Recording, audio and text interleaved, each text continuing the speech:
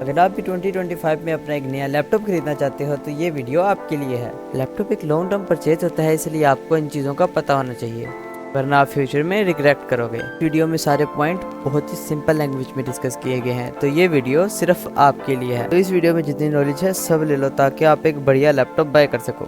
लेने से पहले आपको पता होना चाहिए कि आपका लैपटॉप लेने का पर्पस क्या है। पर्पस को 3 हिस्सों में डिवाइड किया है। नंबर 1 पे हमारे पास आता है प्रोडक्टिविटी। तो प्रोडक्टिविटी में हमने ऐड किया है स्टडी, ट्रेडिंग, बिजनेस और डॉक्यूमेंट्स वर्क वगैरह। इसमें हमारी एक डेली रूटीन की एक्टिविटीज आती हैं और इसमें हमारा मेन फोकस होता है रिस्पॉन्सिवनेस और बैटरी। नंबर 2 पे हमारे पास आता है डिजाइनिंग। इसमें video editing, photo editing, thumbnail designing, graphic designing etcetera ये चीज़ें शामिल होती हैं। अगर आप इनमें से किसी चीज़ पे फोकस कर रहे हो तो आपका मेन फोकस होना चाहिए CPU, GPU और स्क्रीन पे। 3 पे हमारे पास आता है गेमिंग लैपटॉप्स और बेसिकली मैं इसे हाई परफॉर्मिंग लैपटॉप कहूँगा क्योंकि इसमें हम gaming, streaming, artificial intelligence, ML वगैरह सब कर सकते हैं और इसमें हमारा मेन फोकस होना चाहिए GPU पे। जो लोग हाई परफॉर्मेंस चाहते हैं वो इस कैटेगरी में फॉल करते हैं, तो आप देख लो आप किस कैटेगरी में फॉल करते हो। अब चलते हैं लैपटॉप के सबसे इम्पोर्टेंट पार्ट पे जिसका नाम है CPU। CPU की 2 टाइप्स है। नंबर 1 पे हमारे पास आता है इंटेल और नंबर 2 पे हमारे पास आता है AMD। नहीं है कि इंटेल स्लो है या AMD स्लो है, दोनों की परफॉर्मेंस बहुत ज़्यादा बेटर है। इंटेल में आपको 4 प्रोसेसर देखने को मिल जाते हैं जिसमें Core i3, Core i5, Core i7 और Core i9 शामिल है। Ryzen में आपको Ryzen 3, Ryzen 5, Ryzen 7 और Ryzen 9 देखने को मिल जाते हैं। ये सब कुछ डिपेंड करता है आपके बजट और आपके पर्पस पे। आप अच्छी एफिशिएंसी देखना चाहते हैं तो मैं आपको प्रेफर करूंगा कि आप इंटेल i5 से अबव जनरेशन लें या Ryzen 5 से अबव का जनरेशन लें। और अगर आप हाई परफॉर्मेंस लैपटॉप चाहते हैं तो इंटेल ने आपके लिए एक और मौका निकाला है जिसमें इंटेल का Ultra 5, Ultra 7 और Ultra 9 देखने को मिलता है और इसकी परफॉर्मेंस इंटेल और AMD दोनों से बहुत ज़्यादा हाई है और इसमें आपको AI फीचर्स भी देखने को मिलते हैं। तो आपको इंटेल में जनरेशन देखने को मिल जाती है, जितनी ज़्यादा जनरेशन होगी उतना अच्छी एफिशिएंसी मिलेगी। CPU के स्पेसिफिकेशन में लास्ट में जो लेटर देखने को मिलता है वो बहुत ज़्यादा इंपॉर्टेंट है।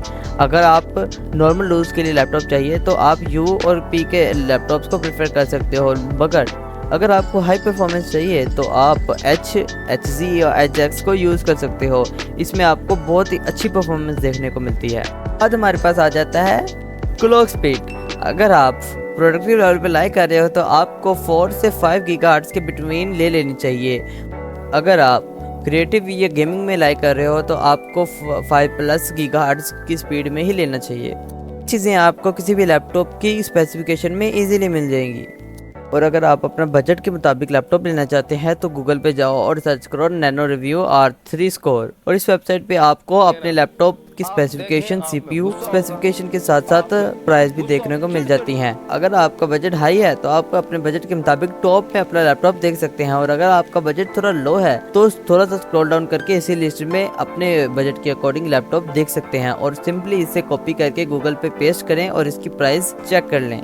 2 लैपटॉप्स के बिटवीन कंफ्यूज हो जाते हैं तो इसके लिए आपको एक सिंपल स्टेप बताता हूँ। सिंपली नेवर रिव्यूज पे जाओ तो CPU कंपैरिजन का एक ऑप्शन देखने को मिलता है। सिंपली अपने दोनों CPUs की स्पेसिफिकेशन को वहाँ पेस्ट करो और वो आपको बता देगा कि कौन सा CPU आपके लिए बेहतर है। भी बता देगा कि आपका प्रोसेसर सिंगल कोर है या मल्टीपल कोर है। आपको CPU कंपैरिजन का एक पूरा चार्ट दे देगा जिससे आप इजीली देख सकते हो कि आपके लिए कौन सा लैपटॉप बेटर है। अगर आप AI में काम करना चाहते हो तो और हाई परफॉर्मेंस चाहते हो तो मैं आपको प्रेफर करूंगा कि इंटेल के न्यू वर्जन अल्ट्रा पे जाओ। Ultra 5, Ultra 7 या Ultra 9 को यूज़ करो क्योंकि ये AI फीचर्स में बहुत ज़्यादा बेस्ट हैं और इसमें आपको NPU देखने को मिलता है जो बेसिकली AI फीचर्स के लिए ही बना है। आपको पता है कि जो चीज़ जिस काम के लिए ही बनती है उसी काम में बेटर होती है।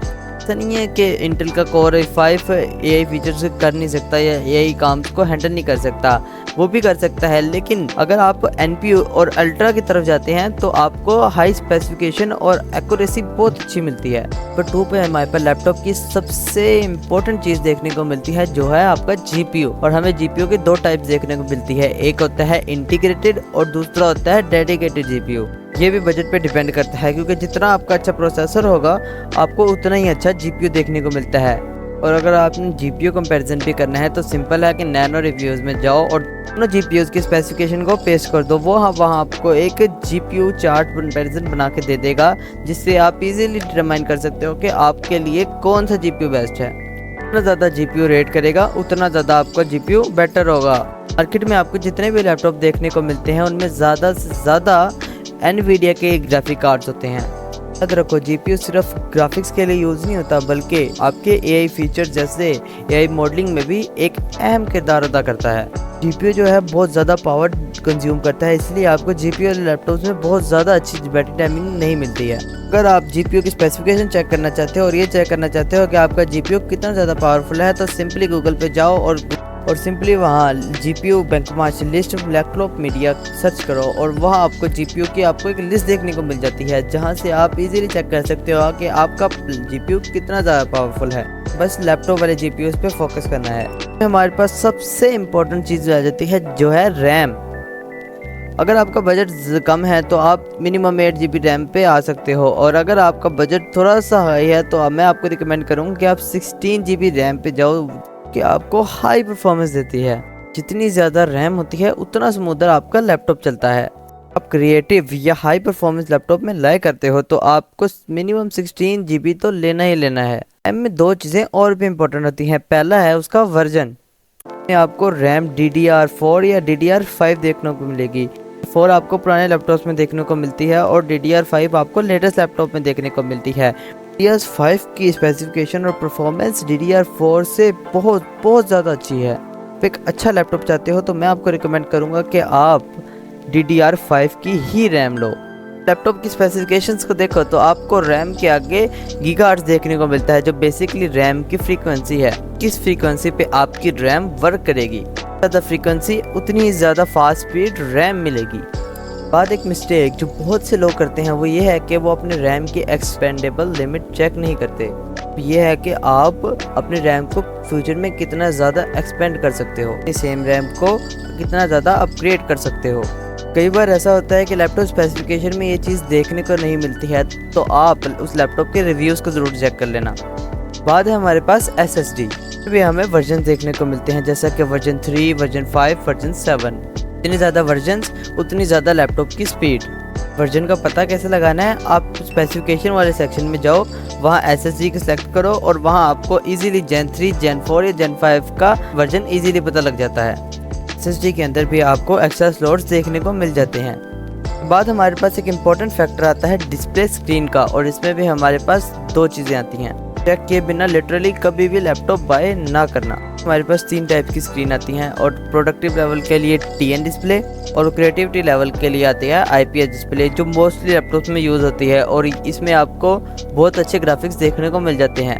हाई परफॉर्मेंस लैपटॉप में आपको मिलता है OLED डिस्प्ले, जिसमें आपको बहुत ही हाई ग्राफिक्स भी देखने को मिल जाते हैं। आपको बहुत ही अच्छी कलर कॉम्बिनेशन मिलेगी और मतलब कि आपको मज़ा ही आ जाएगा। दूसरा इंपॉर्टेंट फैक्टर जो स्क्रीन में आता है वो होता है रेजोल्यूशन।